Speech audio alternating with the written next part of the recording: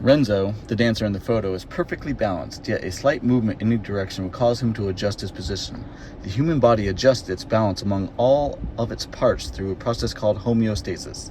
Let's imagine that Renzo is suffering from a blood sugar disorder. Earlier, just before this photo was taken, he'd eaten an energy bar. As the energy bar is digested, blood sugar rises. Normally, tiny collections of cells embedded in the pancreas respond to the rise in blood sugar by secreting a chemical insulin. Insulin increases the movement of sugar from the blood into the cells. However, Renzo did not feel satisfied from his energy bar. He felt dizzy and was still hungry. All symptoms he worried would be due to a family of history of diabetes. Unfortunately, the on-site trainer tested his blood sugar and noted it was much higher than normal.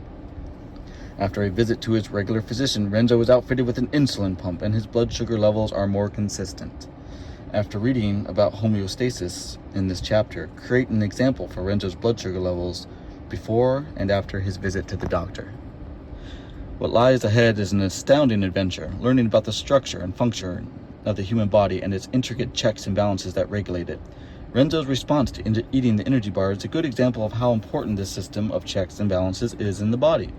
Perhaps you have had a similar experience, but with a different outcome. You have overslept, rushed to your 8 a.m. class and missed breakfast. Afterwards, on the way to Anatomy and Physiology class, you brought an energy bar from the vending machine. Eating the energy bar helped you feel better. The explanation for these experiences is the process of homeostasis. Throughout this book, the major underlying theme of is homeostasis. As you think about Renzo's case, you will come to realize just how capable the human body is of an incredible coordination of thousands upon thousands of processes. Knowing human anatomy and physiology is also the basis for understanding disease.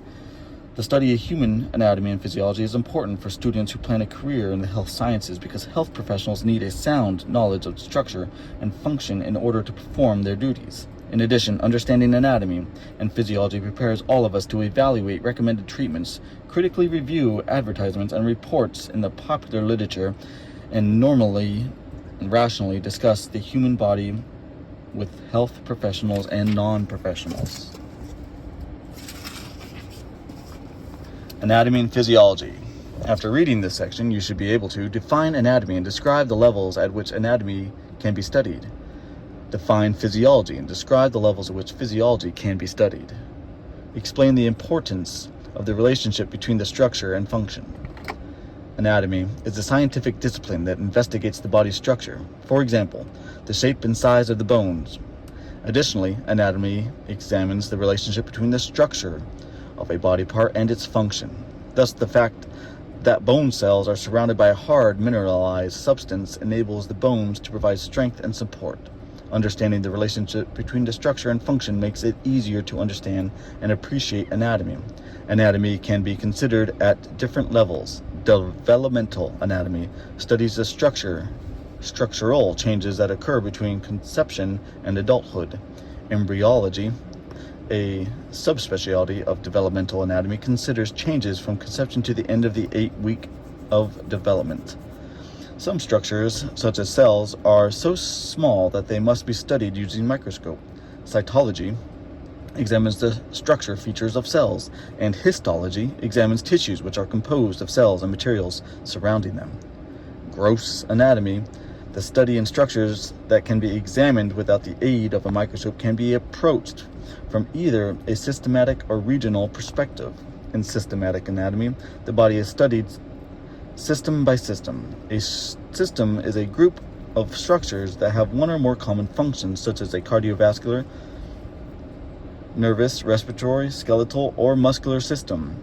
The systematic approach is taken in this and most other introductory textbooks. In regional anatomy, the body is studied area by area. Within each region, such as the head, abdomen, or arm, all systems are studied simultaneously. The regional approach is taken in most graduate programs at medical and dental schools. Surface anatomy is a study of the external form of the body and its relation to deeper structures. For example, the sternum, breastbone, and parts of the ribs can be seen and felt. On the front of the chest, health professionals use these structures as anatomical landmarks to identify regions of the heart and points of the chest where certain sounds can best be heard. Anatomical imaging uses radiographs, X-rays, ultrasounds, magnetic resonance imaging, MRI, and other technologies to create pictures of internal structures, Table 1.1. Anatomical imaging has revolutionized medical sciences. Some scientists estimate that the past 20 years have seen as much progress in clinical medicine as occurred in the medicine of all previous history. Anatomical imaging has made a major contribution to the progress. Anatomical imaging allows for medical personnel to look inside the body with amazing accuracy and without the trauma and risk of exploratory surgery. Although most of the technology used in anatomical imaging is very new, the concept and earliest technology are quite old. In 1895, Wilhelm Röntgen, 1845 to 1923, became the first medical scientist to use X-rays to see inside the body. The rays were called X-rays because no one knew what they were. Whenever the human body is exposed to X-rays, ultrasound, electromagnetic fields, or radioactivity-labeled substances, a potential risk exists. The risk must be weighed against the medical benefits. Numerous studies have been conducted and are still being done to determine the effects of diagnostic and therapeutic exposure to X-rays. The risk of anatomical imaging is minimized by using the lowest possible doses provided and necessary information. No known risk exists from ultrasound to electromagnetic fields at the level used for diagnosis. Both surface anatomy and anatomical imaging provide important information for diagnosing disease. However, no two humans are structurally identical. Anatomical anomalies are physical characteristics that differ from the normal pattern. Anatomical anomalies can vary in severity and relative harmless to life-threatening. For example, each kidney is normally supplied by one blood vessel, but in some individuals, a kidney is supplied by two blood vessels. Either way, the kidney receives adequate blood. On the other hand, the condition called blue baby syndrome, certain blood vessels arising from an infant's ear are not attached to the correct locations. Blood is not effectively pumped to the lungs, and so the tissue does not receive adequate oxygen.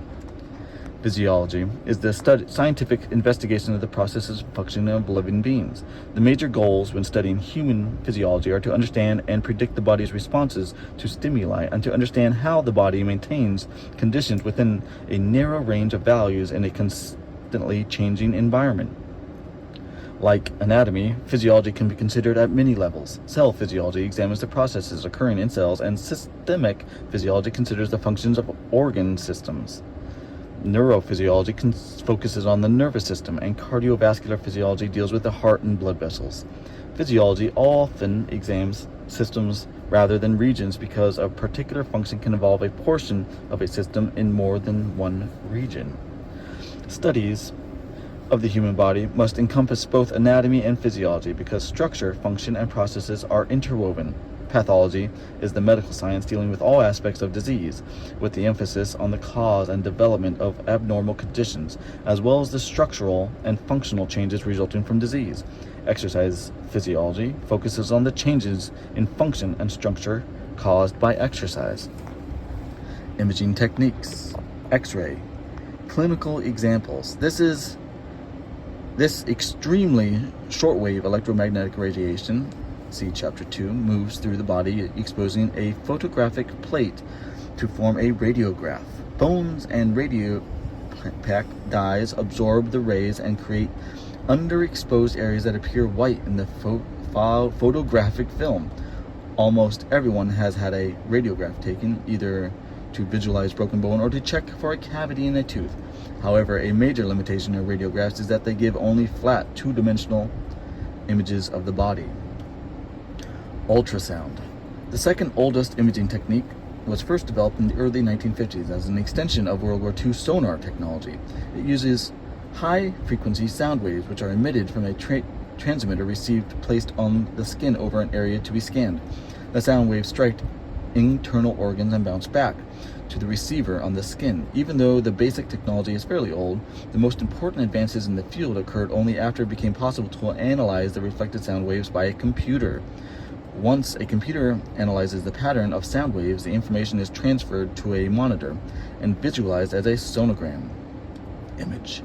One of the more recent advances in ultrasonic technology is the ability of more advanced computers to analyze changes in position through real-time movements.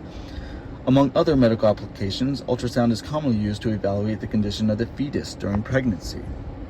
Computer tomographic CT scans, developed in 1972, originally called computerized axial tomographic CAT scans. The computer analyzed X-rays. At low intensity, X-ray tube is rotated through a 360-degree arc of the patient, and the images are fed into a computer. The computer then constructs the image of a slice through the body at the point where the X-beam was focused and rotation. Some computers are able to take several scans short distances apart and stack the slices to produce 3D image of the body part.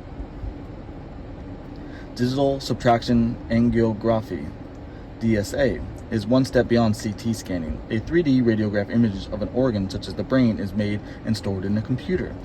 Then a radiopack dye is injected into blood and a second radiographic computer image is made. The first image is subtracted from the second one and greatly enhances the difference revealed by the injected dye. These dynamic computer images can be used, for example, to guide a catheter into a carotid artery during angioplasty, a procedure by which a tiny balloon compresses the material clogging the artery. Magnetic resonance imaging, MRI. Direct radio waves at a person lying inside a large electromagnetic field. The magnetic field causes the protons of various atoms to align. See Chapter 2. Because of large amounts of water in the body, the alignment of hydrogen atom protons is most important in this imaging system. Radio waves of certain frequencies which change the alignment of the hydrogen atoms then are directed to the patient. When the radio waves are turned off, the hydrogen atoms realign in accordance with the magnetic field. The time it takes for the hydrogen atoms to realign in different various parts of the body tissue, these differences can be analyzed by a computer to produce very clear sections through the body. The technique is also very sensitive in detecting some forms of cancer far more readily than a CT scan. Positron emission tomographic PET scans can identify the metabolic states of various tissue. The technique is particularly useful in analyzing the brain. When cells are active, they are using energy. The energy is supplied by the breakdown of glucose, blood sugar. If radioactively treated labeled glucose is given to a patient, the active cells take up the labeled glucose. As the radioactivity in the glucose decays, positively charged subatomic particles called positrons are emitted. When the positrons collide with electrons, the two particles annihilate each other and gamma rays are given off. The gamma rays can be detected, pinpointing the cells that are metabolically active.